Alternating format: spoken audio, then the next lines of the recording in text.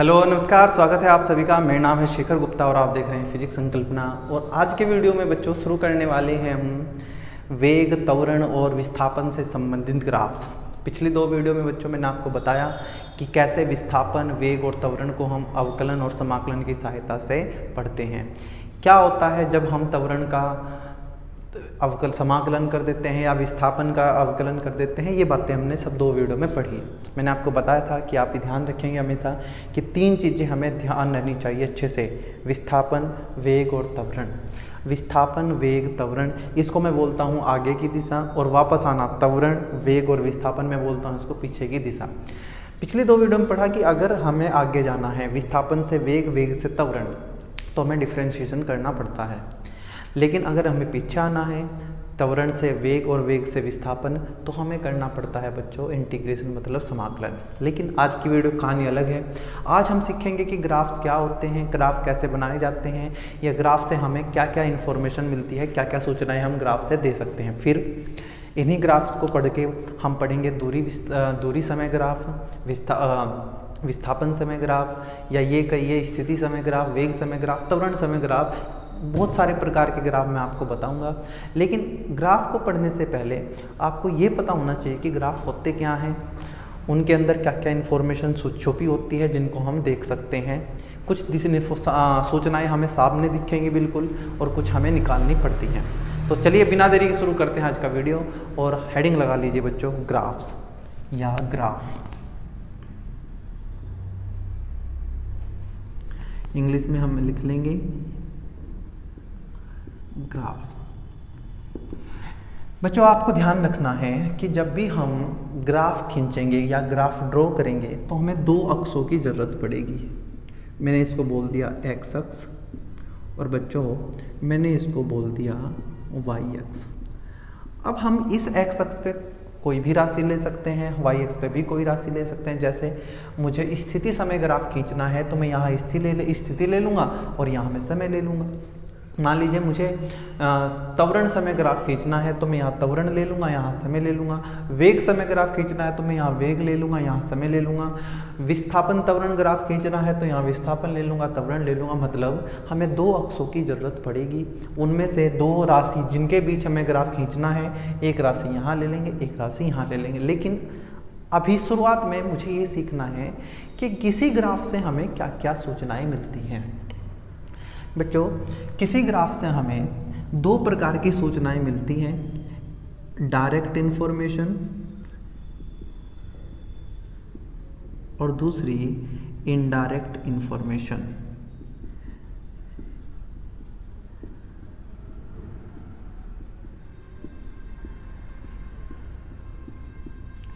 जो सीधी सीधी ग्राफ से हमें दिख जाएं उनको बोलते हैं डायरेक्ट इन्फॉर्मेशन। जो हमें दिखाई तो नहीं दे रही है लेकिन हम उनको निकाल सकते हैं, उनको बोलते हैं इनडायरेक्ट इन्फॉर्मेशन। जैसे कि अगर मैं ये पूछूं कि बताओ ये कि यहाँ x का मान कितना है, तो आप कहोगे 0। यहाँ y का मान कितना है, आप कहोगे 0।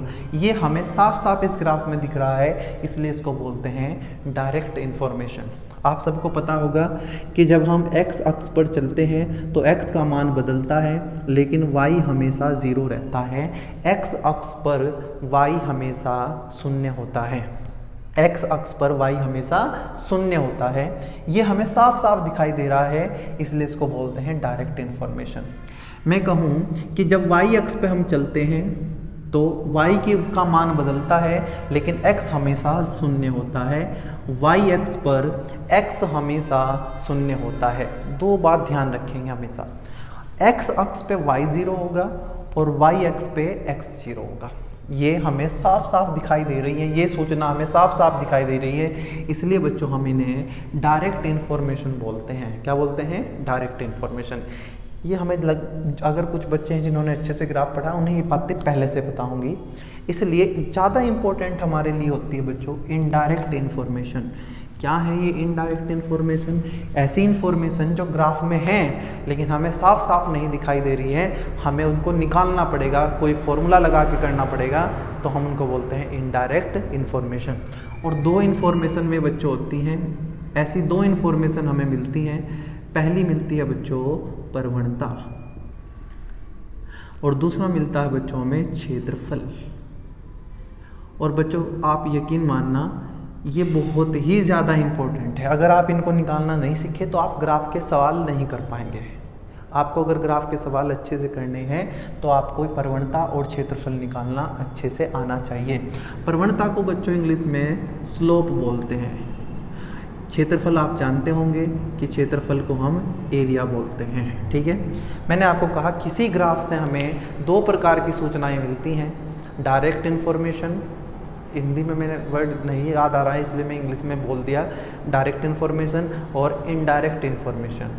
जो साफ साफ दिखाई देती हैं उनको डायरेक्ट इन्फॉर्मेशन बोलते हैं। जो हमें निकालनी पड़ती है किसी सूत्र से कुछ लगा के कहीं से दूसरी जगह से, तो हम कहते हैं कि इनडायरेक्ट इन्फॉर्मेशन है। हमारे लिए इम्पोर्टेंट है इनडायरेक्ट इन्फॉर्मेशन। ये दो प्रकार की होती हैं बच्चों। पहली प्रवणता जिसको इंग्लिश में स्लोप बोलते हैं, शायद आपने सुना हो। दूसरा क्षेत्रफल जिसको इंग्लिश में बोलते हैं एरिया। दोनों को एक एक करके हम पढ़ेंगे और जानेंगे कि हम इन दो चीज़ों से ये जो दो सूचना हमें मिलेंगी ये हमें आगे क्या बताएंगे ग्राफ के बारे में। ग्राफ के अंदर हम प्रवणता ढूंढेंगे, ग्राफ के अंदर हम क्षेत्रफल ढूंढेंगे और हम देखेंगे कि यार ये प्रवणता और ये क्षेत्रफल इस ग्राफ के बारे में हमें क्या बता रहा है, या इस ग्राफ के अंदर से हम इनकी सहायता से क्या निकाल सकते हैं। चलिए पहली हेडिंग लगाएंगे बच्चों आप प्रवणता। चलिए प्रवणता आराम से करेंगे बिल्कुल। बच्चों मैंने आपके सामने ये एक्स अक्ष खींचा और हमने ये खींचा वाई अक्ष, और मैंने एक सरल रेखा खींची। सरल रेखा मतलब सीधी रेखा। इस सरल रेखा का नाम है एल, और इस रेखा ने एक्स अक्ष के साथ थीटा कोण बनाया। कितना कोण बनाया?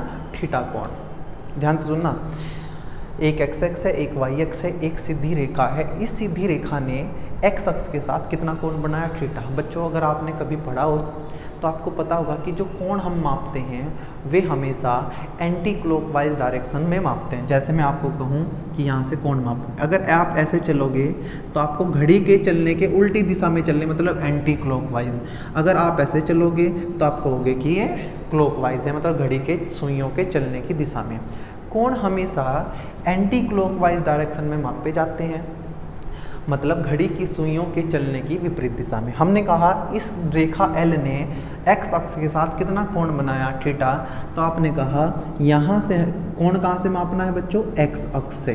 किस दिशा में? एंटी क्लॉकवाइज, मतलब ये कोण कितना है? थीटा। आप कहेंगे कि ये भी तो एक्स अक्ष के साथ है, लेकिन बच्चों ध्यान से देखो कि ये जो कोण है ये अगर मैं यहाँ एक्स अक्ष से मापूं तो ये कोण आएगा किस से? ये आएगा क्लॉकवाइज डायरेक्शन में, लेकिन हमें कोण किस दिशा में मापना है? एंटी क्लॉकवाइज डायरेक्शन में। ठीक है, ध्यान रखना, कोण कहाँ से मापना है? एक्स अक्ष से, और किस दिशा में मापना है? एंटी क्लॉकवाइज डायरेक्शन में, घड़ी के सुइयों के चलने की विपरीत दिशा में। तो आप ये मत कहना कि ये भी कोण हो सकता है, ये नहीं होगा बच्चों। हाँ ये कह सकते हैं, देखो ये रेखा है, ये कोण बना। अगर मैं आपको इसको ऐसे मापूंगा तो ये भी कोण कितना आएगा? थीटा आएगा। आप सब जानते होंगे ये वाला कोण अगर थीटा है तो ये भी कितना होता है? थीटा। ये कोण कैसे मापा गया देखना एक बार ध्यान से। ये भी कोण किस दिशा में है? ये एंटी क्लॉकवाइज में। तो हम तो यहाँ से मापेंगे, मैं इसको यहाँ तक छोड़ देता हूँ कि ये रेखा है जिसका नाम एल है, एक्स अक्ष के साथ थीटा कोण बनाती है। तब हम इस थीटा को झुकाव बोलते हैं बच्चों। रेखा का झुकाव क्या बोलते हैं? झुकाव। कोई रेखा एक्स अक्ष के साथ एंटी क्लॉकवाइज डायरेक्शन में जितना कोण बनाती है उसको झुकाव बोलते हैं बच्चों। क्या बोलते हैं? झुकाव। लेकिन अगर इस थीटा के साथ में टेन भी लगा दूं, मतलब ये किसको टेन थीटा बना दूं, तो हम इसको प्रवणता या स्लोप कहते हैं। क्या कहते हैं? स्लोप कहते हैं। कोई आपसे पूछे कि प्रवणता क्या है, किसी सरल रेखा की प्रवणता क्या है, अभी मैं आगे बताऊंगा कि प्रवणता किसकी निकाली जा सकती है और कैसे निकाली जा सकती है। अभी बस सरल रेखा सीखो।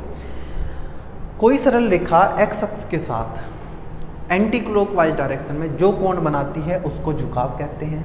अगर इस कोण के साथ हम टेन भी लिखते हैं, आप सब जानते हैं 6 ट्रिग्नोमेट्रिक फंक्शन होते हैं, साइन, कोस, टेन, कोट, सेक, कोसेक। उनमें से हमें टेन को इस थीटा के साथ लिखना है तो ये टेन थीटा बन जाएगा, और इसी को बच्चों प्रवणता कहते हैं। जब आप हेडिंग लगाओगे प्रवणता तो आप बता देना किसी रेखा द्वारा एक्स अक्ष के साथ एंटी क्लॉकवाइज डायरेक्शन में बनाए गए कोण के tan को क्या कहते हैं? प्रवणता। बच्चों इस tan को पूरा लिखा जाता है टेंजेंट। क्या लिखा जाता है बच्चों? टेंजेंट। ध्यान से सुनो, ये जो tan है ये शॉर्ट फॉर्म है किसकी? टेंजेंट की। और टेंजेंट को हिंदी में बोलते हैं बच्चों सपर्शज्या। क्या बोलते हैं? सपर्शज्या। साइन को बोलते हैं जया। अगर अब आपने मैथ्स में पढ़ा हो, साइन को क्या बोलते हैं? जया। कोसाइन, जिसको आप कोस पढ़ते हैं उसको पूरी फॉर्म होती है उसकी कोसाइन, इसको बोलते हैं कोज्या। फिर जिसको आप tan कहते हैं उसकी पूरी फॉर्म होती है टेंजेंट, मतलब सपर्शज्या। ठीक है जी, इन तीन के बारे में हमने बात कर ली। तो मैं ये लिख सकता हूँ किसी रेखा द्वारा x अक्ष के साथ एंटी क्लॉकवाइज दिशा में बनाए गए कोण की सपर्शज्या यानी tan को उस रेखा की प्रवणता कहते हैं। शायद मुझे इसकी डेफिनेशन लिख देनी चाहिए। इस थीटा को झुकाव कहते हैं, tan थीटा को प्रवणता कहते हैं। इसकी परिभाषा मैं आपको लिख के दिखा रहा हूँ बच्चों, सुनना ध्यान से। क्या होती है प्रवणता? किसी सरल रेखा द्वारा x अक्ष के साथ एंटी क्लॉकवाइज दिशा में, बच्चों इसको हिंदी में एंटी क्लॉकवाइज को या तो वामावर्त या दक्षिणावर्त बोलते हैं, इसलिए मैं कंफ्यूज में हूँ मैं इसमें, इसलिए मैं उनको हिंदी में नहीं लिखा। मैंने क्या लिखा? एंटी क्लॉकवाइज, घड़ी के चलने की उल्टी दिशा। एंटी मतलब विपरीत, के साथ एंटी क्लॉकवाइज दिशा में बनाए गए कोण कितना? थीटा। कोण की सपर्शज्या को उस सरल रेखा की प्रवणता कहते हैं। उस सरल रेखा की प्रवणता कहते हैं। इसे स्मॉल m, छोटे m से प्रदर्शित करते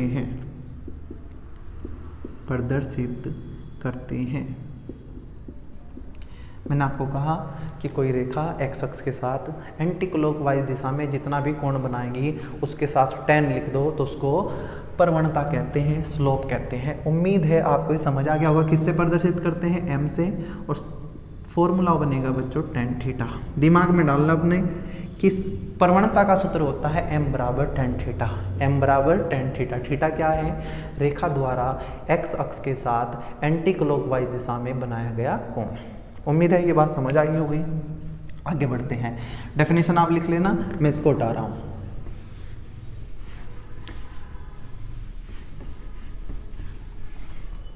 चलिए अब सुनना भाई, ध्यान से सुनना।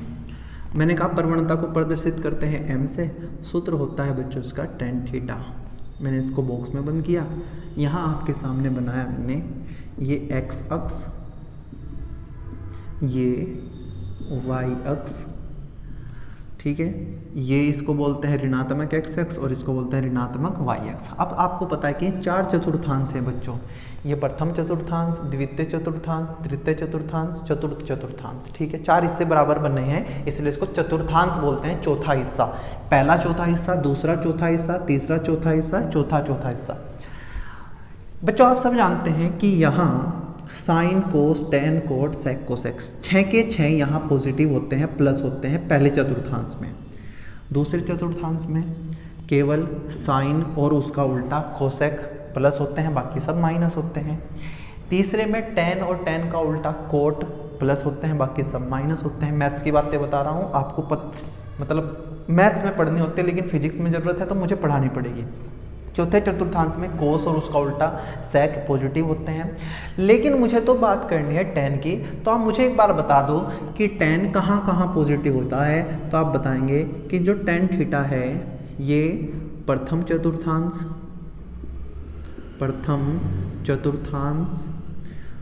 व तृतीय चतुर्थांश में धनात्मक व द्वितीय तथा चतुर्थांश में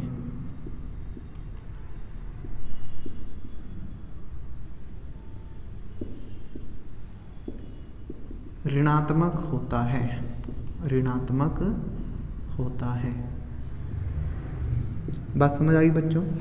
पहला चतुर्थांश यहाँ 10 प्लस होगा, यहाँ 10 हमारा कैसा होगा? प्लस। द्वितीय चतुर्थांश में 10 हमारा माइनस होगा, तृतीय चतुर्थांश में 10 फिर से हमारा प्लस होगा, और चौथे में 10 फिर से हमारा ऋणात्मक होगा, माइनस होगा। अब एक बात और समझेंगे बच्चों, इसका मतलब ये है भाई ये 10 है मतलब प्रवणता, प्रथम चतुर्थांश में प्रवणता हमेशा कैसी होगी? प्लस। द्वितीय चतुर्थांश में प्रवणता कैसी होगी? माइनस। तृतीय चतुर्थांश में प्रवणता कैसी होगी? प्लस। चतुर्थ चतुर्थांश में प्रवणता कैसी होगी? माइनस। हमने देख के बता दिया क्योंकि प्रवणता हमारी क्या होती है? 10, और 10 यहाँ प्लस है तो प्रवणता प्लस, यहाँ हमारा 10 माइनस है मतलब प्रवणता हमारी माइनस, यहाँ 10 प्लस है तो मतलब प्रवणता प्लस, 10 माइनस है तो प्रवणता माइनस। लेकिन बच्चों एक बात ध्यान रखना, अभी मैंने जो आपको बताया कि जब कोई सरल रेखा ये कोण बनाती है, इस कोण को झुकाव कहते हैं, जो एक्स अक्ष के साथ बना कोण है, इस झुकाव की वैल्यू, इस थीटा का मान 0 से लेके 180 तक होगा। इस झुकाव का मान मतलब ये जो सरल रेखा है ये एक्स अक्ष के साथ जो कोण बनाएगी वो 0 और 180 डिग्री के बीच में होगा, मतलब 180 से ज़्यादा नहीं हो सकता। क्या 0 डिग्री हो सकता है? हाँ। क्या 180 डिग्री हो सकता है? नहीं। जैसे ही कोई रेखा 0 डिग्री पे है और 0 डिग्री से उसने एंगल बनाना शुरू किया, ये 90 हुआ, ये बढ़ता बढ़ता बढ़ता गया तो सिर्फ हम 180 तक ले जा सकते हैं, उससे ज़्यादा नहीं। आप सब जानते हैं कि ये जो होता है ये 0 डिग्री होता है, ये 90 डिग्री होता है, ये 180 डिग्री होता है, ये 270 डिग्री होता है, और ये फिर से 360 डिग्री होता है। तो जो हमारा थीटा है वो तो 0 से 180 रहना है। 0 से 180 मतलब 0 से 90 पहला चतुर्थांश, 90 से 180 दूसरा चतुर्थांश। मतलब जब मैं प्रवणता की बात करूँगा मुझे तीसरे और चौथे चतुर्थांश की बात ही नहीं करनी है, हमारा तो थीटा पहले और दूसरे चतुर्थांश में रह जाएगा। इसलिए हम कहेंगे कि पहले चतुर्थांश में प्रवणता प्लस होती है और द्वितीय चतुर्थांश में प्रवणता ऋणात्मक होती है। इन दो की बात हमें कुछ भी करनी नहीं है। बात समझ आ गई कि हमारा जो थीटा, हमारा जो झुकाव है वो 0 से 180 डिग्री तक होना चाहिए। 0 होगा चल जाएगा, 0 से बड़ा होगा चल जाएगा, 180 से छोटा होगा चल जाएगा, 180 नहीं ले सकते। क्यों नहीं ले सकते मैं अभी बता रहा हूँ भाई, ठीक है। मैं इसको हटा रहा हूँ बच्चों, मैं इस फॉर्मूला को लिख के रहने देता हूँ यहाँ, जो कि आपके सामने लिखा है प्रवणता का m बराबर tan थीटा।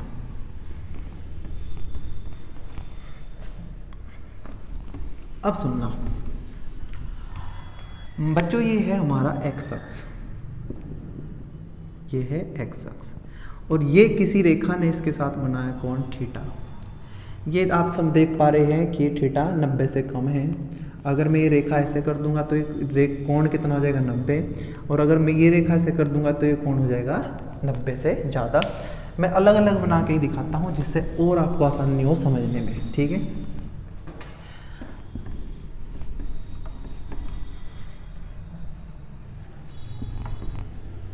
मैं 4 अलग अलग डायग्राम आपको बना के दिखाता हूँ। पहला, ये x अक्ष, ये y अक्ष है तो मैं इसको हटा रहा हूँ, मुझे y अक्ष की ज़रूरत नहीं है बच्चों समझाने के लिए, मुझे सिर्फ x अक्ष की ज़रूरत है। मान लीजिए कोई रेखा x अक्ष के समांतर है, ये कोई रेखा है, ये कोई रेखा x अक्ष के समांतर है। बेटा जब आपको पता होना चाहिए कि जब दो रेखाएं समांतर होती हैं तो उनके बीच का कोण थीटा कितना होता है? 0। अगर मैं इस रेखा की प्रवणता निकाल लूँ, रेखा L की प्रवणता,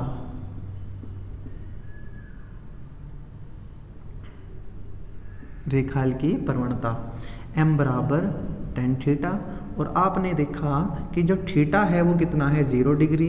बच्चों आपने ट्रिग्नोमेट्री पढ़ी है तो tan 0 का मान होता है 0, मतलब प्रवणता कितनी आ गई? 0।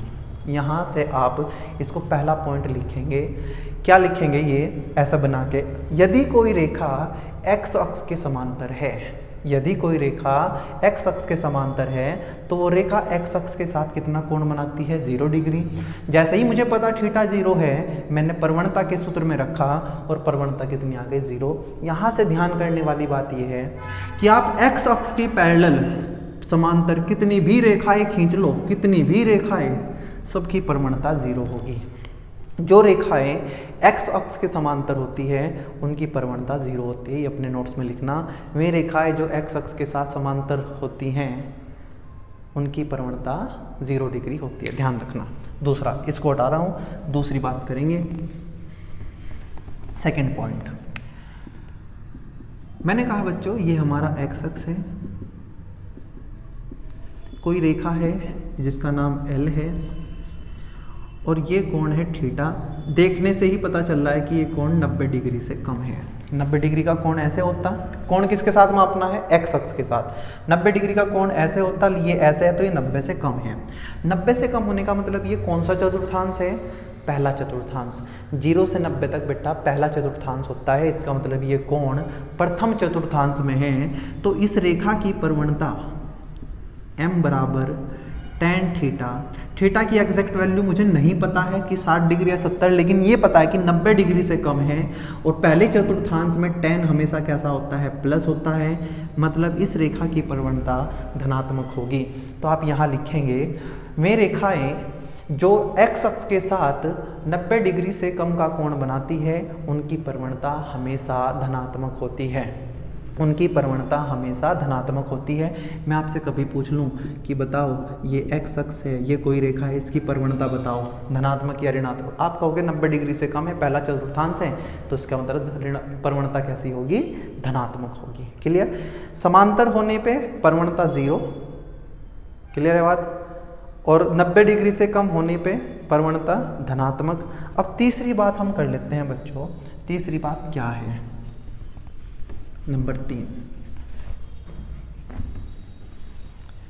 नंबर 3 ये कहता है कि अगर कोई रेखा x अक्ष के साथ 90 डिग्री का ही कोण बनाए, थीटा बराबर 90 डिग्री, तब क्या प्रवणता होगी। हमने कहा अच्छा प्रवणता होती है m बराबर tan थीटा और थीटा है 90।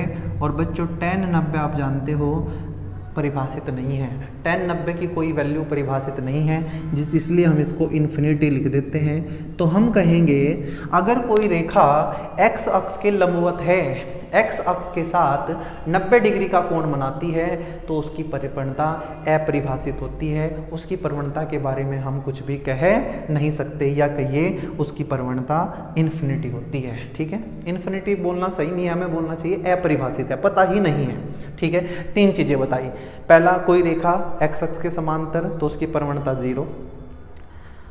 अगर कोई रेखा x अक्ष के साथ 90 डिग्री से कोण बनाती है तो उसकी प्रवणता धनात्मक। अगर कोई 90 डिग्री ही बना जाए तो हम कहेंगे इसकी प्रवणता परिभाषित नहीं है। पहुंचते हैं चौथे पॉइंट पर। चौथा पॉइंट कहता है कि अगर कोई रेखा x अक्ष के साथ, क्यों बना दिया, ये रेखा ये बनाया है कोण थीटा, जो कि देखने से ही पता चल रहा है 90 डिग्री से ज़्यादा है। अगर कोई रेखा 90 डिग्री से ज़्यादा का कोण बनाएगी तो हम जानते हैं वो जो द्वितीय चतुर्थांश में चला जाएगा कोण। दूसरे चतुर्थांश में कोण कहाँ से कहाँ तक होते हैं, 90 से 180 या 90 से बड़ा है।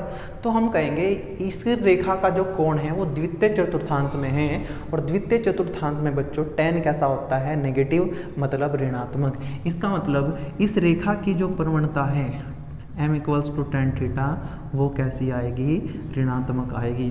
आप लिख लेना, यदि कोई रेखा x अक्ष के साथ 90 डिग्री से ज़्यादा का कोण बनाती है, या 180 से कम होना चाहिए, पक्की बात है, 180 से ज़्यादा की बात हम नहीं करेंगे। यदि कोई रेखा x अक्ष के साथ 90 डिग्री से ज़्यादा कोण बनाती है तो उस रेखा की प्रवणता ऋणात्मक होती है। आपसे मैं कभी पूछ लूँ कि बताओ इस रेखा की प्रवणता कैसी होगी, देख लेना कि कोण 90 से ज़्यादा। आप ये वाला कोण मत देखना भाई, क्यों, क्योंकि अगर आप ये कोण मापने लगे तो ये कोण देखो कैसे है, ये क्लॉकवाइज है, कोण हमें चाहिए एंटी क्लॉकवाइज। ठीक है, और अंतिम केस पे चलते हैं बच्चों, जो देखना है कि पॉसिबल है या नहीं है केस नंबर 5, 4 मैंने आपको पढ़ा दिए, 5वां कहता है कि अगर कोई रेखा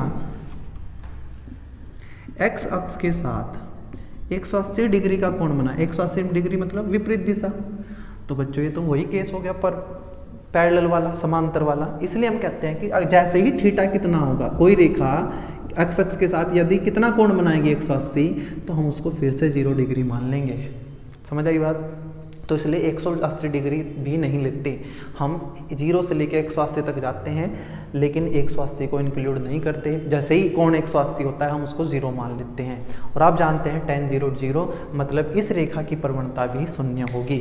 तो मैं आपसे पूछना चाहता हूँ प्रवणता क्या क्या हो सकती है किसी रेखा की? आप कहेंगे किसी रेखा की प्रवणता शून्य हो सकती है, धनात्मक हो सकती है, ऋणात्मक हो सकती है और अपरिभाषित हो सकती है।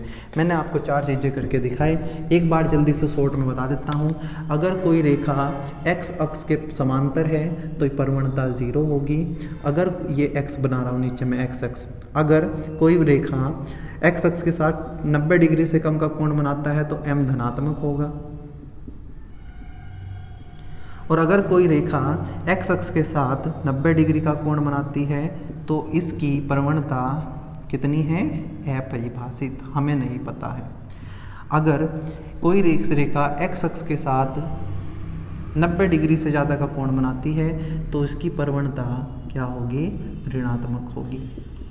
180 डिग्री जैसे ही कोण होगा हम मान लेंगे कि ये कोण कितना हो गया है? 0 डिग्री। उम्मीद है आपको ये प्रवणता वाली चीज़ें समझ आ गई है। ठीक है, ये था हमारा प्रवणता। किसी ग्राफ की पहली इंफॉर्मेशन हमारी क्या है? प्रवणता। प्रवणता m बराबर tan थीटा। अब बात समझिए कि प्रवणता एक्चुअल में है क्या। बच्चों प्रवणता, किसी भी रेखा की प्रवणता हमें ये बताती है कि उस रेखा का झुकाव कितना है x अक्ष के सापेक्ष। अगर कोई रेखा ऐसे है x अक्ष के पैरेलल तो इसमें कोई झुकाव नहीं है तो हम कहेंगे प्रवणता 0 है, अभी हमने सीखा।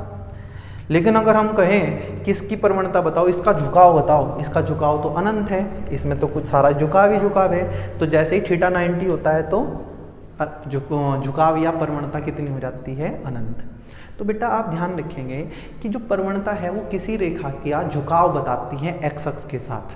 कोई रेखा x के साथ कितनी झुकी हुई है तो हम कहेंगे कि ये उसकी प्रवणता है। ये बेटा x अक्ष है, ऐसे समझ लो। अगर मैं कहूँ कि ये x अक्ष है और ये रेखा है तो देखो इसका कोई झुकाव नहीं है, ये इसका अनंत झुकाव है। अगर ये ऐसे है 90 डिग्री से कम का कोण है तो हम कहेंगे ये झुकाव धनात्मक है। अगर ये ऐसे होगी तो उसका झुकाव ऋणात्मक होगा। आप ध्यान अच्छे से रख लेंगे, ये कोई मुश्किल चीज़ नहीं है। आइए अब बात करते हैं कि ये प्रवणता हमने पढ़ तो ली, लेकिन ये ग्राफ में कैसे काम आएगी, हम ग्राफ से कैसे निकाल लेंगे, हम इसको कैसे जोड़ें दूसरी चीज़ों से। ठीक है, आइए बात कर लेते हैं। हमने कहा कि भाई ये x अक्ष है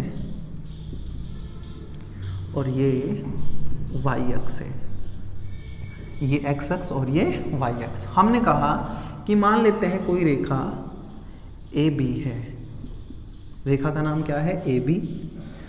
और ये हमने कोई रेखा x अक्ष के समांतर खींच दी और ये हमने y अक्ष के समांतर खींच दी, हमने एक त्रिभुज बना दिया, इसका नाम हमने दे दिया C। हमने कहा मान लीजिए ये रेखा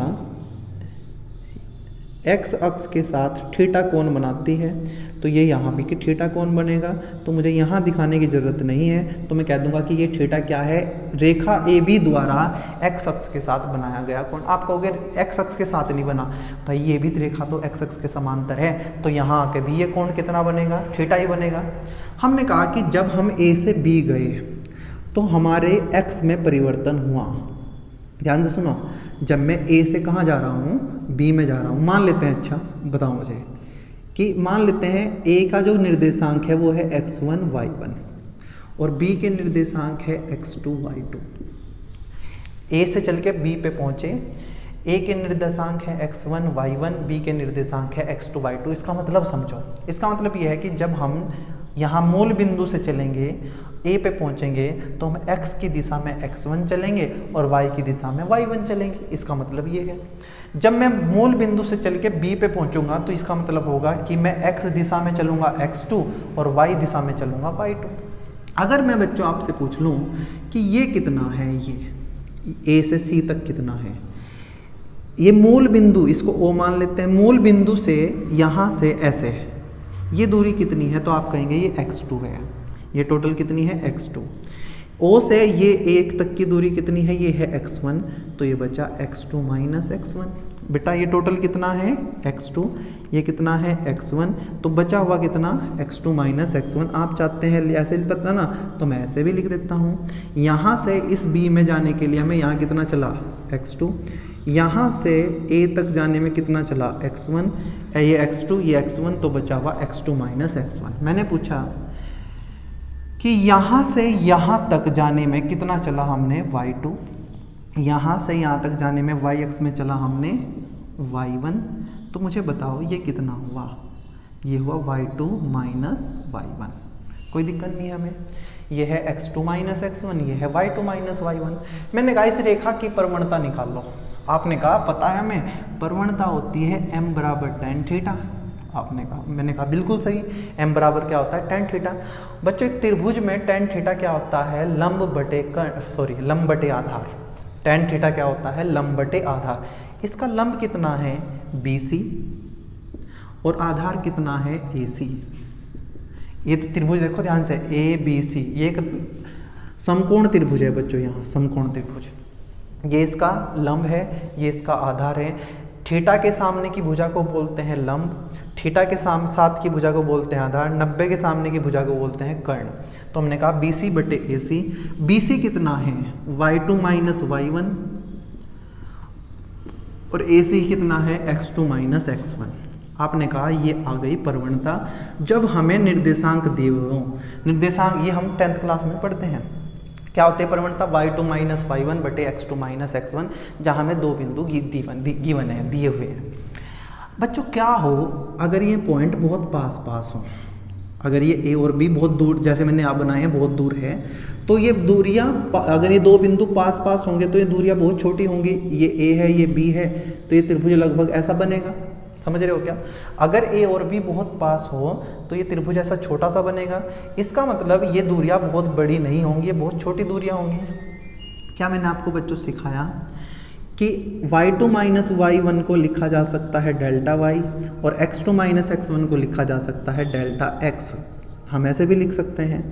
और बच्चों जब ये दूरियां बहुत कम होती हैं तो क्या मैं डेल्टा y को dy और डेल्टा x को dx लिख सकता हूँ? आपने कहा बिल्कुल लिख सकते हैं। ये तो हमने पढ़ रखा है कि बड़ी चीज़ें होती हैं डेल्टा लिखते हैं, छोटी चीज़ें होती हैं डी लिखते हैं। मैंने कहा ठीक है। अब मैंने आपसे पूछा कि मुझे ये बताओ, क्या आपने ये देखा सा लग रहा है क्या? आपने एकदम कहा अरे भाई ये तो डिफ्रेंशिएशन है। ये क्या है? डिफ्रेंशिएशन है। किसका डिफ्रेंशिएशन? y का। किसके रिस्पेक्ट में? x के रिस्पेक्ट में। और वो किसके इक्वल आ रहा है? प्रवणता के। क्या पता चला बच्चों कि अगर मेरे पास कोई रेखा है और मैं उस रेखा का क्या निकाल लूँ? प्रवणता। और मैं उसमें यहाँ लिखी हुई राशि का क्या कर दूँ? डिफ्रेंशिएशन यहाँ के रिस्पेक्ट में, तो वो डिफ्रेंशिएशन उस प्रवणता के बराबर होता है। इसका मतलब ये जो प्रवणता है और ये डिफ्रेंशिएशन है, ये अलग चीज़ नहीं है, एक ही चीज़ है। किसी ग्राफ से आप प्रवणता निकाल लो, किसी ग्राफ से आप प्रवणता निकाल लो और वहाँ लिखी हुई राशियों का डिफ्रेंशिएशन कर दो, y का डिफ्रेंशिएशन कर दो x के रिस्पेक्ट में, तो आप कहोगे ये दोनों आपस में बराबर हैं। मतलब प्रवणता ही dy बाई dx है, या dy बाई dx ही प्रवणता है, या ये कहिए कि जो अवकलन हम करते हैं किसी राशि का, जैसे हमने पीछे 2 वीडियो में सीखा है, तो वो अवकलन करने पे हमें मिलता क्या है? प्रवणता मिलती है बच्चों।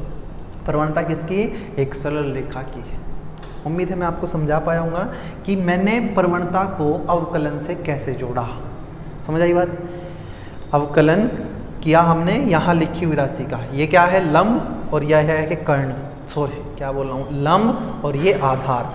अगर मैं यहाँ लिखी हुई राशि का अवकलन कर दूँ यहाँ के रिस्पेक्ट में और यहाँ का निकाल लूँ प्रवणता, तो वो दोनों आपस में बराबर होते हैं। मतलब प्रवणता ही अवकलन है और अवकलन ही प्रवणता है। अगर आपको प्रवणता निकालनी पड़ी तो आप डिफरेंशिएशन कर देना। अगर आपको प्रवणता निकालनी पड़ी तो आप क्या कर देंगे, डिफरेंशिएशन कर देंगे। क्लियर है मेरी बात। अब आप बस इतनी बात ध्यान, ये मैंने आपको सारा जो समझाया है ये बहुत इंपॉर्टेंट है बच्चों आगे के लिए।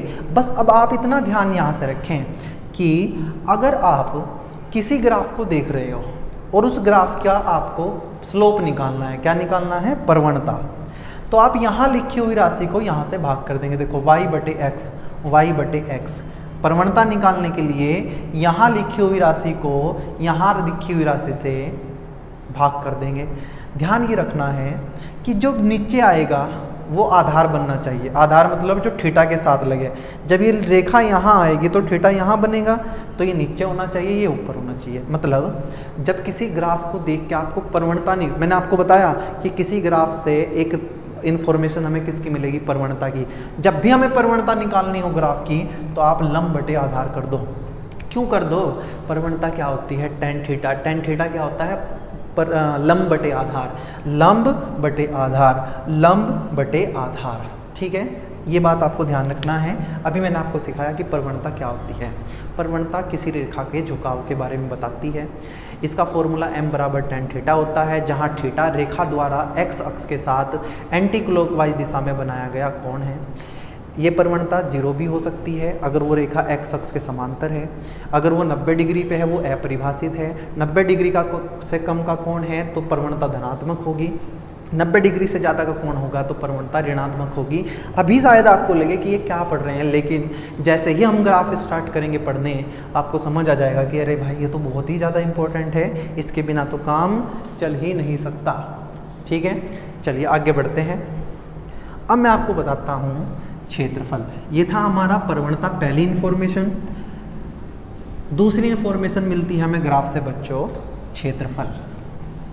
एक बार मुझे बताओ, प्रवणता को प्रदर्शित करते हैं m से। m होता है tan थीटा, tan थीटा होता है लंब बटे कर्ण। तो जब भी आपको ग्राफ से, ध्यान रखना ग्राफ की बात कर रहा हूँ, ग्राफ से क्या निकालना हो, स्लोप, प्रवणता, तो आप लंब को कर्ण से भाग कर दो, लंब को कर्ण से भाग कर दो। बाकी जब मैं ग्राफ पढ़ाऊंगा तब बिल्कुल समझ आ जाएगा, अभी तो मैंने सिखाया। अब बात करते हैं क्षेत्रफल की, कि क्षेत्रफल कैसे ढूंढें हम, जिसको बोलते हैं एरिया।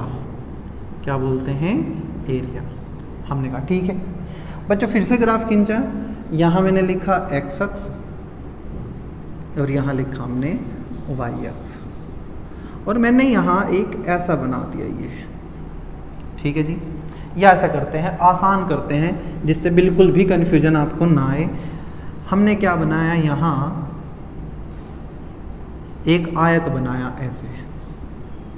मैंने कहा ये कितना है, x है, या ये कह दूं क्या, डेल्टा x है, और ये कितना है, डेल्टा y है। ठीक है जी, क्योंकि परिवर्तन हो रहा है। तो मैंने कहा बताओ इस आयत का क्षेत्रफल क्या होगा।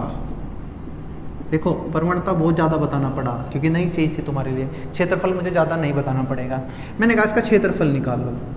आपने कहा अच्छा एक बात और सुन लो, क्षेत्रफल निकालना कहाँ का है, जो हमने ग्राफ खिंचाई है इसके नीचे का, कहाँ तक, x अक्ष। ये लाइन नहीं बनाई जाएगी, ये तो आपको मैंने बना के दिखा दी। ये एक लाइन बना दी और मैंने कहा कि इसका क्या निकाल लो, क्षेत्रफल। तो इस लाइन के नीचे का क्षेत्रफल निकालना, x अक्ष के ऊपर तक, नीचे नहीं जाना है। ठीक है, लाइन नीचे होगी तो नीचे वाला क्षेत्रफल निकालने। कभी आप नीचे तक जाते रहो, ऐसे तो निकाल ही नहीं पाएंगे ना, इधर जाना है। ठीक है, अगर लाइन यहाँ होगी तो यहाँ का भी निकाल लेंगे। लाइन के नीचे x अक्ष के ऊपर तक का क्षेत्रफल हमें निकालना है।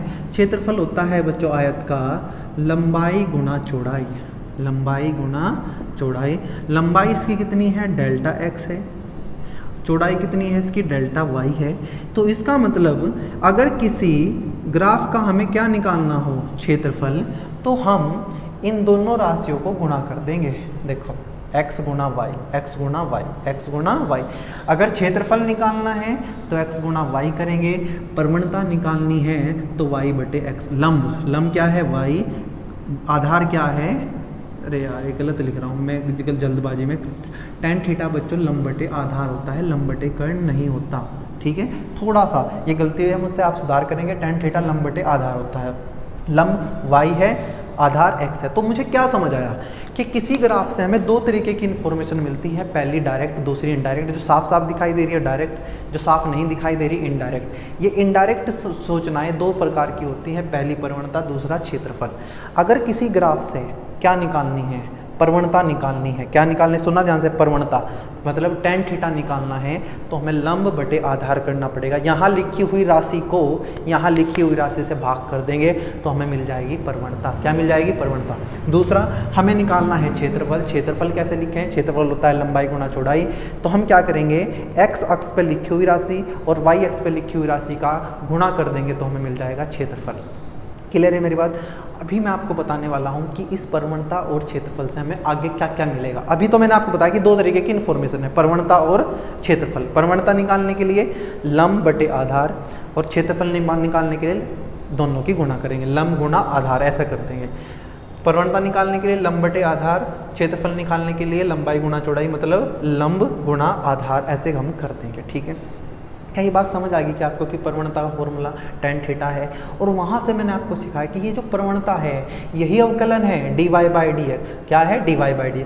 अब जैसे वहाँ हमने देखा कि बच्चों की जो प्रवणता m है वो ही dy बाई डी एक्स है, अब मैं यहाँ आपको सिखाऊंगा कि जो क्षेत्रफल है वही हमारा इंटीग्रेशन है नहीं जी बात। अभी दो क्लास खत्म की हमने, पहले में पढ़ा डिफरेंशिएशन, दूसरे में पढ़ा इंटीग्रेशन।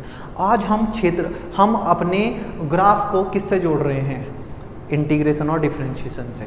मैंने कहा किसी ग्राफ की प्रवणता dy बाई डी एक्स मतलब डिफरेंशिएशन के बराबर होती है। यहाँ मैं आपको समझाऊंगा अब कि उसी ग्राफ का क्षेत्रफल इंटीग्रेशन के बराबर होता है। सुनना ध्यान से, अगर मैं ये कहूँ, ध्यान से सुनना, अगर मैं ये कहूँ कि जो क्षेत्रफल है, ध्यान से सुनना ध्यान से। अब मैंने क्या किया, दोबारा बनाना पड़ेगा मुझे बच्चों, ऐसा तो होगा नहीं हमेशा ग्राफ ऐसा ही आए, तो ग्राफ मैंने अब ऐसे बना दिया, ऐसे। मैंने कहा बताओ इस ग्राफ का क्षेत्रफल निकाल लो। आपने क्या किया, इसको यहाँ मिलाया, इसको यहाँ मिलाया और आपने कहा ये क्षेत्रफल हमें निकालना है, आपने किया। लेकिन ये तो कोई ना तो आयत है, ना त्रिभुज है, ना कुछ है, ये हमें तो पता ही नहीं इसका क्षेत्रफल क्या होता है। तो आपने क्या किया, इसका एक पट्टी निकाल ली, पतली सी पट्टी, ये जो कि आयताकार रूप की है। मुझे इस पूरी आकृति का क्षेत्रफल नहीं पता है, ना मुझे कोई सूत्र पता है। मैंने कहा मैं इसमें एक पट्टी निकाल लेता हूँ जिसकी ऊंचाई y है क्योंकि y अक्ष पे है, और जिसकी चौड़ाई ये x अक्ष पे, ये छोटा सा है तो मैंने इसको dx लिखा। बात समझ आई क्या। एक छोटी सी पट्टी काटी जिसकी ऊंचाई y है या लंबाई कह लो, और जिसकी चौड़ाई कितनी है, dx है क्योंकि x अक्ष पे है और वो छोटा सा। मैंने कहा बताओ इसका क्षेत्रफल कितना होगा। आयत बन रहा है छोटा सा, तो हमने कहा क्षेत्रफल होगा लंबाई गुना चौड़ाई, y गुना dx। आपने कहा y dx। लेकिन ये तो छोटा सा क्षेत्रफल आया है, मुझे तो सारा क्षेत्रफल चाहिए। सारा क्षेत्रफल करने के लिए आपको यहाँ अलग अलग पट्टियाँ बनानी पड़ेगी बच्चों, और सबका क्षेत्रफल निकाल के जोड़ना पड़ेगा। यहाँ भी बनानी पड़ेगी, यहाँ भी बनानी पड़ेगी, बहुत सारी पट्टियाँ बनेगी और सबका क्षेत्रफल निकाल के जोड़ना पड़ेगा। और फिजिक्स में जोड़ने का तरीका होता है इंटीग्रेशन कर देना y dx। बच्चों कितने मज़े की बात है कि जब हम ग्राफ पढ़ते हैं तो ग्राफ में दो चीज़ें मिलती हैं, पहला प्रवणता, दूसरा क्षेत्रफल।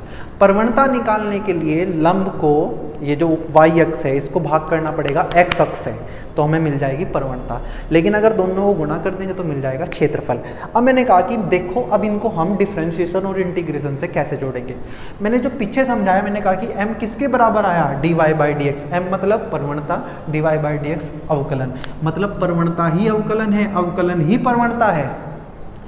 फिर मैंने कहा क्षेत्रफल, मैंने आपको करके दिखाया, ये आपको समझ आ गया होगा बच्चों कि ये एक ऐसी आकृति है जिसके क्षेत्रफल का सूत्र मुझे नहीं पता, इसलिए मैंने इस पूरे क्षेत्रफल को छोटी छोटी पट्टियों में बांट लिया। जो एक प्रकार का आयत है जिसकी ऊंचाई y है क्योंकि ये y अक्ष पे है, जिसकी चौड़ाई छोटी सी dx है, तो एरिया आ गया y dx। लेकिन टोटल एरिया निकालने के लिए उसका करना पड़ेगा इंटीग्रेशन। इसका मतलब जो क्षेत्रफल होता है वो ही क्या है, इंटीग्रेशन, या जो इंटीग्रेशन है वो ही क्या है, क्षेत्रफल है। बच्चों बात समझ आई है क्या। जो प्रवणता है वो डिफरेंशिएशन है, जो क्षेत्रफल है वो इंटीग्रेशन है। आगे बढ़ते हैं, थोड़ा सा वीडियो लंबी हो रही है, मैं जल्दी जल्दी चीज़ों को निपटाता हूँ भाई।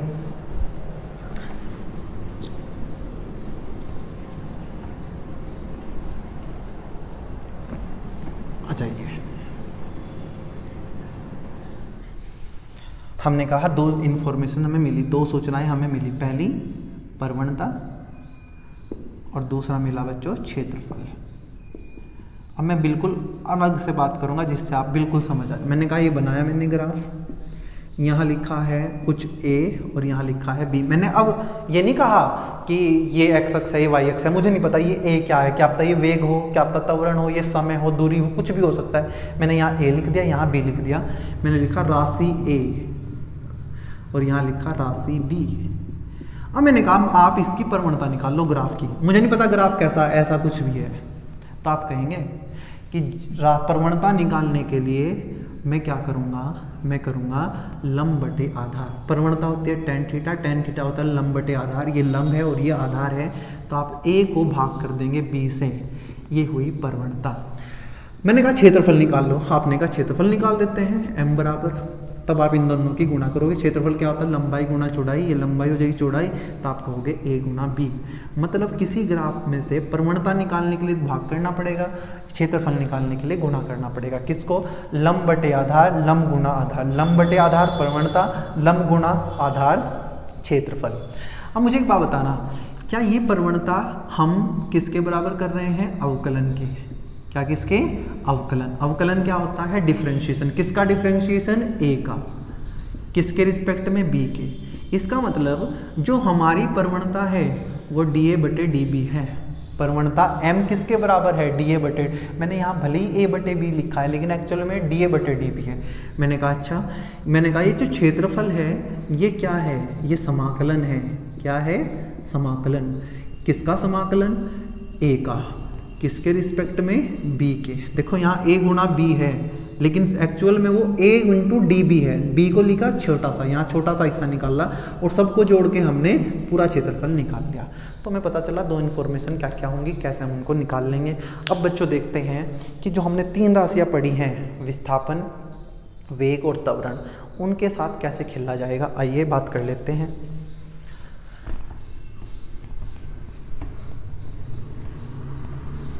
चलिए भाई बच्चों, मैंने आपको कहा कि तीन चीज़ें होती हैं। विस्थापन, ये बार बार आपके सामने आ रही है, अब तो याद होगी होंगी आपको। विस्थापन के बाद वेग और वेग के बाद आता है बच्चों त्वरण। तीन चीज़ें हैं।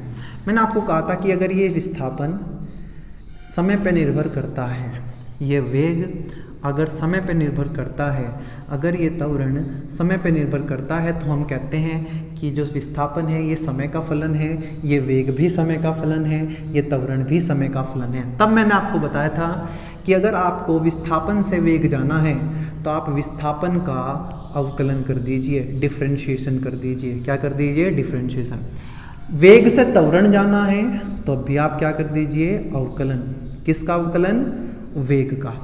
विस्थापन का अवकलन करो, वेग मिल जाएगा, वेग का अवकलन करो, त्वरण मिल जाएगा। लेकिन आज की कहानी है ग्राफ की। ग्राफ में दो चीज़ें हैं, प्रवणता और त्वरण।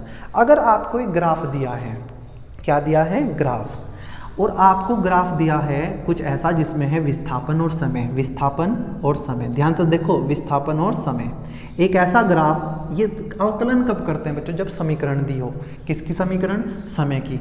उसमें क्या आ रहा होगा, सॉरी, समीकरण किसकी, विस्थापन की। उसमें क्या आ रहा होगा, समय, तो उसका अवकलन कर दो, डिफरेंशिएशन कर दो, वेग मिल जाएगा। वेग दे रखा है समय में, मतलब वेग की समीकरण समय में, उसका डिफरेंशिएशन कर दो, आप मिल जाएगा त्वरण। लेकिन अगर ग्राफ दिया हो तब ग्राफ में तो हम डिफरेंशिएशन नहीं करेंगे, हम ग्राफ का निकाल लेंगे प्रवणता। हम ग्राफ की क्या निकाल लेंगे, प्रवणता। अगर हमारे पास एक ग्राफ है विस्थापन समय का, किसका, विस्थापन समय का, उसकी प्रवणता निकाल दो, आपको वेग मिल जाएगा। अगर वेग समय ग्राफ है, वेग समय ग्राफ है, तो उसकी भी प्रवणता निकाल दो, आपको मिल जाएगा त्वरण। मतलब अवकलन ही प्रवणता है, अवकलन ही प्रवणता है। अवकलन कब करना है, जब समीकरण हो, क्या दी हुई हो, समीकरण। और प्रवणता कब निकालनी है, जब आपको ग्राफ दिया हो। ठीक है, यहाँ अपने आप समझ जाना। लेकिन अगर आपको त्वरण दिया है और वेग निकालना है तो मैंने आपको बताया था कि क्या करो, समाकलन। क्या करो, समाकलन। समाकलन तब करना है जब क्या गिवन हो, समीकरण। लेकिन अगर बच्चों ग्राफ दिया है तो आप क्या निकाल लेंगे, क्षेत्रफल, क्योंकि समाकलन ही क्या है, क्षेत्रफल है। और अगर आपको वेग दिया है और विस्थापन निकालना है तब भी आप क्या करेंगे, समाकलन। उल्टाते हुए समाकलन करते हैं, सीधा जाते हुए अवकलन करते हैं। ये तब जब समीकरण हो और वेग का अगर ग्राफ है, वेग समय ग्राफ है, किसका, वेग समय ग्राफ, तो आप क्या करेंगे, आप क्षेत्रफल निकाल देंगे, तब उस ग्राफ से आपको क्या मिल जाएगा, विस्थापन।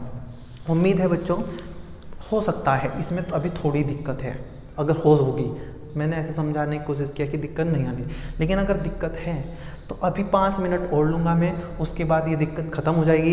और फिर जब नेक्स्ट वीडियो में हम एक एक ग्राफ पढ़ना शुरू करेंगे तब तो कोई दिक्कत भी नहीं रहेगी। लेकिन इस वीडियो को हल्के में मत लेना, ये मत सोचना कि यार इसको पढ़े बिना काम चलेगा, नहीं चलेगा, ठीक है। मैं एक बार देख लेता हूँ।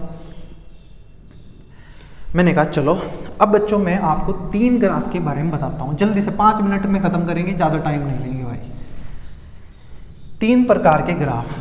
पहला बच्चों स्थिति समय ग्राफ, स्थिति समय ग्राफ, ये हम पढ़ेंगे बच्चों। कई बार स्थिति समय ग्राफ ना बोल के इसको विस्थापन समय ग्राफ बोल देता है या दूरी समय ग्राफ बोल देता है, तो उसका ध्यान रखेंगे। दूसरा ग्राफ हम पढ़ेंगे बच्चों वेग समय ग्राफ, वेग समय ग्राफ। और तीसरा मैं आपको पढ़ाऊंगा बच्चों त्वरण समय ग्राफ, त्वरण समय ग्राफ। यही 3 चीज़ जो तो हमने पढ़ी है आज तक, स्थिति मतलब विस्थापन, वेग और त्वरण, साथ में समय लगा दिया, ग्राफ बना दिया। स्थिति को S बोल देंगे, समय को T बोल देंगे, इसलिए इसको ST ग्राफ बोल देते हैं बच्चों। वे इसको बोल देते हैं VT ग्राफ और इसको बोल देते हैं AT ग्राफ। वेग V, त्वरण A, समय T, हमने A, तो 3 ग्राफ हुए, ST graph, VT graph, AT graph. मैं 3 बनाता हूँ, 3 ग्राफ आपको बनाता हूँ। यहाँ मैंने लिया स्थिति, यहाँ मैंने लिया समय। मैंने एक सिंपल सी बात की, मैंने एक ग्राफ खींच दिया, मैं कुछ भी खींच सकता हूँ, मैंने मेरी मर्जी कुछ भी, लेकिन मैंने एक सीधी रेखा खींच दी। मैंने कहा बताओ इस ग्राफ में कितनी इन्फॉर्मेशन है। आपने कहा भैया 2, पहली प्रवणता, दूसरा क्षेत्रफल, पहली प्रवणता, दूसरा क्षेत्रफल। जब भी ग्राफ दिखाई दे सामने, इन 2 के पीछे पड़ जाओ, प्रवणता के और क्षेत्रफल के। तो आपने कहा सबसे पहले निकालते हैं प्रवणता। मैंने आपको प्रवणता निकालना सिखाया। प्रवणता जब भी निकालनी हो, इस ग्राफ की प्रवणता, कौन से ग्राफ की प्रवणता, स्थिति समय ग्राफ की प्रवणता। आपने कहा स्थिति को समय से भाग कर दो, स्थिति बोल लो या बेटा बोल लो विस्थापन।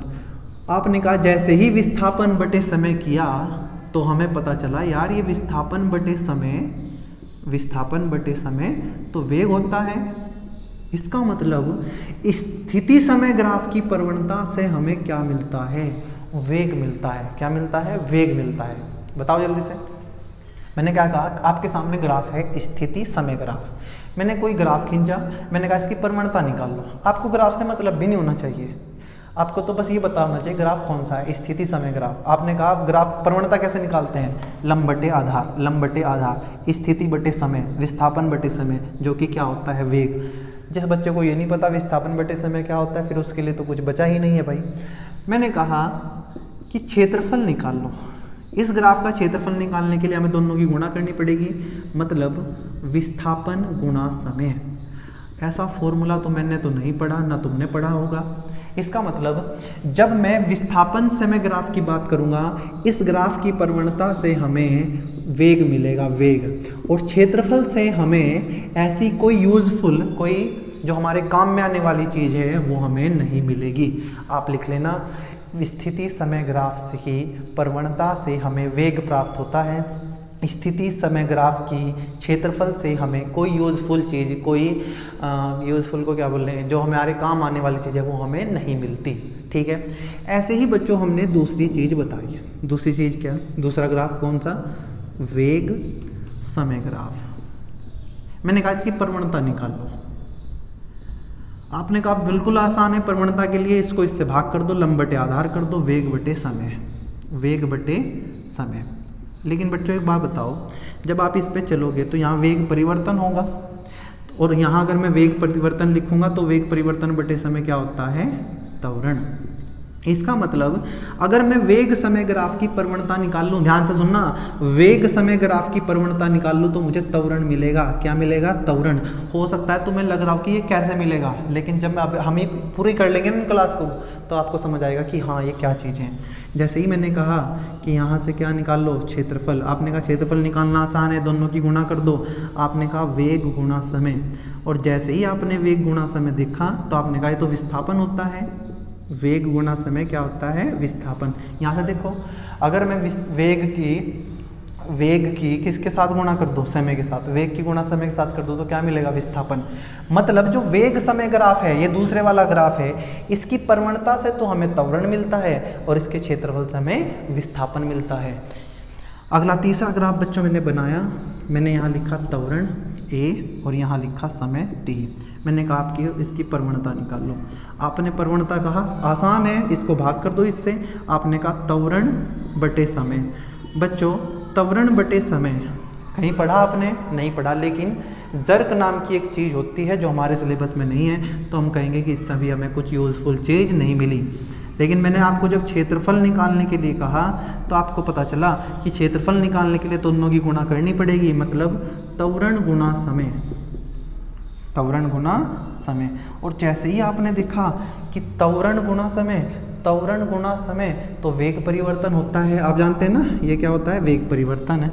मतलब यहाँ से हमें मिलेगा बच्चों वेग परिवर्तन। ये हमने बात की। आज भले ही थोड़ा सा कम समझ आएगा, बाद की चीज़ें अगली वीडियो में बिल्कुल समझ आ जाएगी, लेकिन कोशिश करना यहीं सीख के आ जाओ। अगली वीडियो जब आए तब आपको ये सब चीज़ें समझ आनी चाहिए। मैं आप जल्दी से बता देता हूँ। आज हमने शुरू किया ग्राफ पढ़ना। मैंने आपको कहा ग्राफ में दो प्रकार की इन्फॉर्मेशन होती है, डायरेक्ट और इनडायरेक्ट। इनडायरेक्ट इन्फॉर्मेशन दो प्रकार की होती है, प्रवणता और क्षेत्रफल। किसी ग्राफ का प्रवणता कैसे निकाल लें, आपने कहा लंब को भाग कर दो आधार से। क्षेत्रफल कैसे निकाल लें, लंब को गुणा कर दो क्षेत्रफल से, आ जाएगा। हमने कहा प्रवणता होती है m बराबर tan थीटा। मैं सारी बातें की है कि प्रवणता का सूत्र क्या है, ये जीरो हो सकती है, प्रवणता अपरिभाषित हो सकती है, धनात्मक हो सकती है, ऋणात्मक। इम्पोर्टेंट चीज़ जो है वो ये है कि जो प्रवणता होती है वो अवकलन के बराबर होती है। प्रवणता अवकलन है और क्षेत्रफल इंटीग्रेशन है, या अवकलन प्रवणता है और इंटीग्रेशन ही क्षेत्रफल है। ध्यान से सुनो क्या कह रहा हूँ, प्रवणता अवकलन, क्षेत्रफल समाकलन, या उल्टा कहो कि अवकलन ही प्रवणता है और इंटीग्रेशन मतलब समाकलन ही क्या है, क्षेत्रफल है। फिर मैंने आपको यहाँ देखना मत, बाद में देखना जब मैं बता दूँ कि तीन ग्राफ हम पढ़ रहे हैं। पहला स्थिति समय ग्राफ, दूसरा वेग समय ग्राफ, तीसरा त्वरण समय ग्राफ। मैंने कहा इन तीनों ही ग्राफ में दो दो चीज़ें आपको ढूंढनी है, पहला प्रवणता, दूसरा क्षेत्रफल। कैसे ढूंढने, आपने कहा प्रवणता को हम भाग कर देंगे लंब को आधार से।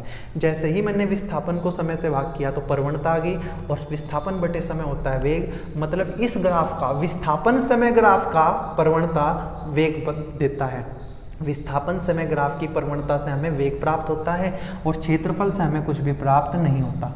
वेग समय ग्राफ की प्रवणता जब निकाल ली, प्रवणता के लिए इसको भाग करना पड़ेगा इससे, वेग बटे समय, या ये कहिए वेग परिवर्तन बटे समय, जो कि होता है त्वरण। इसका मतलब वेग समय ग्राफ की प्रवणता से हमें त्वरण मिलता है। जब मैंने इसका क्षेत्रफल निकाला, दोनों की गुणा करनी पड़ेगी। वेग बटे समय क्या होता है, विस्थापन होता है। इसका मतलब क्षेत्रफल से हमें क्या मिलेगा, विस्थापन। किस ग्राफ के, वेग समय ग्राफ के। अंतिम जो ग्राफ है त्वरण और समय, इसकी प्रवणता निकालने के लिए मैंने त्वरण को भाग किया समय से। मुझे ऐसी कोई चीज़ नहीं मिली जो हमारे काम की हो, तो मैंने कहा इसका कोई फ़ायदा नहीं है। जब हमने इसके क्षेत्रफल निकालने की कोशिश की, दोनों को गुणा किया, तो मुझे मिला त्वरण गुणा समय, जो किसके बराबर होता है, वेग परिवर्तन के। मैं कोशिश चाहूँगा आपसे कि जब अगली क्लास में आओ तो आप ये याद करके आओ कि इन तीनों ग्राफ की प्रवणता और क्षेत्रफल से क्या क्या मिलता है। जब मैं आपको पूछूं स्थिति समय ग्राफ की प्रवणता से क्या मिलता है, तो आप कहें वेग। जब मैं आपको पूछूं स्थिति समय ग्राफ की क्षेत्रफल से क्या मिलता है, तो आप कहेंगे कुछ ऐसी चीज़ नहीं मिलती जो हमारे काम आए। दूसरा ग्राफ कौन सा, वेग समय ग्राफ। मैं कहूँ वेग समय ग्राफ की प्रवणता से हमें क्या मिलता है, तो आप कहें त्वरण। वेग समय ग्राफ के क्षेत्रफल से क्या मिलता है, आप कहें विस्थापन। मैं तीसरे ग्राफ की बात करूँगा कि त्वरण समय ग्राफ की प्रवणता से क्या मिलता है, आप कहें ऐसी कोई चीज़ नहीं मिलती जो हमारे काम की हो, लेकिन त्वरण समय ग्राफ के क्षेत्रफल से हमें क्या मिलता है, आप कहेंगे वेग मिलता है। ये सारी बातें होनी चाहिए। आप इस चीज़ों को और आसानी से भी सीख सकते हैं। अच्छा 2 मिनट और ले लूँ मैं, क्योंकि आसान करना चाहता हूँ मैं चीज़ें आपके लिए। तो आप मुझे एक बात बताओ, क्या आपने भी 3 चीज़ें सीखी हैं क्या? लिख के बताऊँगा, ऐसे शायद आप भी याद नहीं रख पाएंगे, तो हम लिख के सीखेंगे। 5 मिनट बच्चों बस। मैंने कहा विस्थापन, जिसको स्थिति बोल देते हैं, वेग और फिर त्वरण। मैंने आपको पढ़ाया कि इसको आगे की दिशा बोलते हैं, इसको पीछे की दिशा बोलते हैं। मैंने कहा विस्थापन से अगर कहाँ जाना है वेग, तो आप करो, बोलो जल्दी से, क्या करो, अवकलन, मतलब डिफरेंशिएशन। लेकिन बच्चों ये तो तब होगा जब समीकरण हो, लेकिन अगर मुझे ग्राफ है, कौन सा, विस्थापन समय ग्राफ, तो विस्थापन समय ग्राफ से कहाँ जाना है, वेग, और अवकलन मतलब प्रवणता। लो याद हो गया मैं कि अगर मैं विस्थापन समय ग्राफ की प्रवणता निकाल दूं तो मुझे वेग मिलेगा। अरे भाई अवकलन और प्रवणता एक ही चीज़ है।